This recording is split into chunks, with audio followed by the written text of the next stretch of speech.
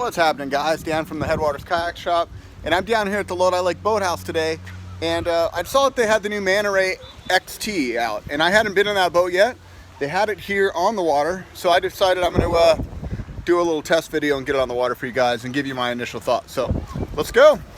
So do I need to sign a waiver? I think you can slide today. All right, cool. So this is our rental demo facility. So if you come down to Lodi Lake and you want to try some boats, this is our setup. We keep a lot of stock down here, but not everything. If you want something particular, just give us a shout out at the shop and we'll get it down here for you. But this is a baby I'm wanting to see. I haven't been in this yet. I did a initial walkthrough of it, but I haven't had it on the water. This is the new price point, $8.99 native Manta Ray XT. So the seat is super comfy.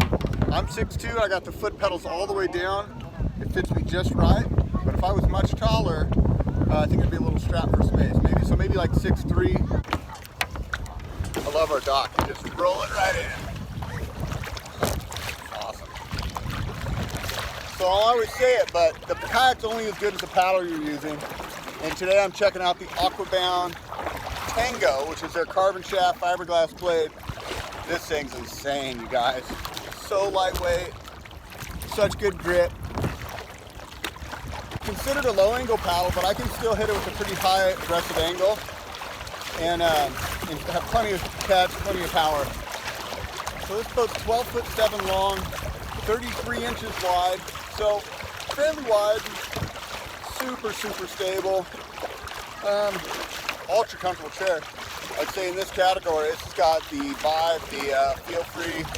At this price point, the Big Fish, this has definitely got the most comfortable chair of the bunch. We'll try to get out of the wind here, so hopefully you can hear me talking better. So this kayak does have a high-low chair, and I've started off in a low position. That's a more comfortable, better paddling position. And with that, I'm using a 250 centimeter paddle. It feels a little bit long, but I'm not burying too much shaft in the water. I think once I raise it up to the high position of this length paddle is going to be about perfect. So depending on your size, 240, 250. If you use it a lot in the low seat, I would say 240. If you think you're going to be using it in the high seat, standing up a lot, go 250. You see when I stop paddling, I kind of start to spin. But I feel like with very gentle strokes, I can keep it on track. So I don't know, I'd say for a boat of this size, it's okay. I personally would rather have a boat that I can sweep and turn around. And with very little effort, I can keep this boat going straight too. I think that comes down more to technique, looking where you want to go, making sure you're paddling with your whole body and not just paddling with your arms. It'd be a great boat for somebody that's doing mixed waters. So somebody that's going to be fishing in slow moving rivers, somebody that's going to be fishing in open water lakes and stuff like that. You can add a rudder to it, so that's an option that's available to you as well if you really want more tracking or you don't want to get blown around. But personally, I dig the handling of it. It feels way more lively than a lot of fishing kayaks that I've been spending time in lately. It's actually kind of a pleasure to paddle comparatively.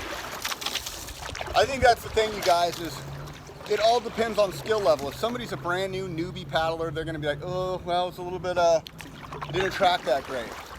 But if somebody's been paddling for a while, I think you're going to love the maneuverability. I think you're going to love the sportiness and the ability to just, get this thing to go wherever you want it without much effort. Let's try to raise the seat up and see how it does. Let's see, I've got a paddle clip over here.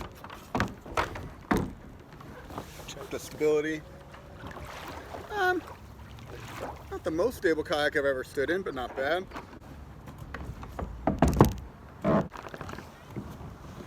I would say it's kind of similar to a Seaghost, maybe a Moken 12.5 to stand in. So when I raise the seat up, I have to pull my foot pedals back to compensate. So stability wise, I would say maybe 7 out of 10. Like not Titan, not Pro Angler stable, but definitely not like a recreational sit on top stable. Like compared to the old Manta Ray, this is way more stable, way more forgiving. Sitting down, I mean, I can just get this thing to go way over without thinking about it. I mean, I'm almost having the water come in the handle there. All right, that was about it. That's about as far as I would want to go. Again, it's all relative, you guys. If you're a smaller person, you're going to be 100% stable. If you're 240 and up, you might find that to be less stable. Ultimately, you got to demo these things for yourself. I'm just trying to give you a point of reference. And for me, it feels ridiculously stable. And the high seat, I would say, is about, I don't have a measuring tape, but 10 inches off the deck. Feels really good, really comfortable. Oh, look, we got a turtle. See? Oh, I just lost one. Really cool. I love the open space. Not a big hatch, but you have a little access storage hatch there if you wanted to get into stuff. Still plenty stable. You've got the scuppers under your feet, so I don't feel a lot of flex in the deck when I'm moving around on it. I do hate the rod holders. The rod holders are just so dumb. Like, the rod holders cannot be that expensive. If they're putting them on $200 kayaks, I wish they would have done a better rod holder. But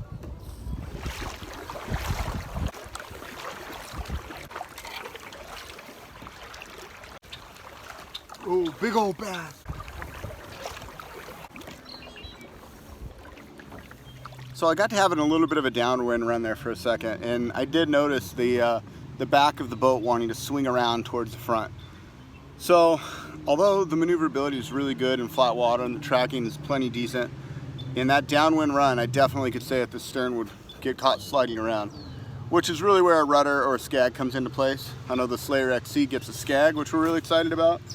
But this boat, I would say, if you're in windy conditions, a rudder definitely wouldn't be a bad upgrade. Something to consider if you're fishing skinny water or areas where it just doesn't get super windy. I think it'd be fine. You know, it actually paddles really, really nice. It's ultra comfortable. All right, guys, I think it's going to wrap it up for me today. I got a good feel for the boat. Got to paddle it in a few different conditions. We had a little bit of a tailwind, headwind, side wind. And I stood up in it, moved around, used it high seat, low seat. So I got a good feel for what this boat has to offer. My final thoughts on it would be, it's a great boat if you're somebody that's looking for a entry-level price point, something that's maneuverable, that's stable, and comfortable. So any sort of river fishing, skinny water fishing, gentle lakes like we're at right now, I'd say this is perfect. It's really, really comfy. It's an under $1,000 price point boat that's made in the USA and is upgradable. So, definitely a good value, definitely a boat that I like a lot, and I will definitely have a bunch of these in my rental fleet down here at the boathouse. So if you want to come by and check one out and see it for yourself, please do that. If you have any other questions that I haven't answered, leave those in the comment section or look at one of these videos like this one right here that will give you more detail on the boat itself. So anyways, you guys, thanks so much for watching. This is Dan from Headwaters Kayak Shop. As always, wishing you happy paddling. We'll see you on the next one.